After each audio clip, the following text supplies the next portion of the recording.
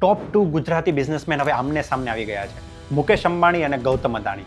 આ લડાઈ છે કચ્છના વિશાળ રણ પર રાજ કરવાની, જે બનવા જઈ રહ્યું છે $multi-billion ગ્રીન એનર્જીની સોનાની ખાણ. એક તરફ છે ગૌતમ અદાણી, જેમની કંપની ખાવડામાં દુનિયાનો સૌથી મોટો રિન્યુએબલ એનર્જી પાર્ક બનાવી રહી છે. આ પાર્ક પેરિસ શહેર કરતાં પણ 5 ગણો મોટો છે.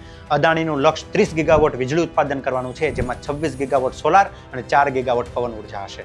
આ પ્રોજેક્ટ પાછળ લગભગ 1.5 લાખ કરોડ રૂપિયાનું જંગી રોકાણ કરવામાં આવી રહ્યું છે. તો બીજી તરફ છે મુકેશ અંબાણી, જેઓ પોતાની કંપની રિલાયન્સ ઇન્ડસ્ટ્રીઝ સાથે જ આ ફિલ્ડમાં ધમાકેદાર એન્ટ્રી કરી રહ્યા છે. રિલાયન્સે પણ કચ્છમાં લગભગ 5.5 લાખ એકર જમીન મેળવી છે, જે અદાણીના પ્રોજેક્ટના એરિયા કરતાં પણ મોટી છે. જોકે અંબાણીની રણનીતિ થોડી અલગ છે. જેઓ માત્ર વીજળી બનાવવા પર નહીં, પણ ગ્રીન એનર્જીની આખી સપ્લાય ચેન પર કંટ્રોલ કરવા માંગે છે.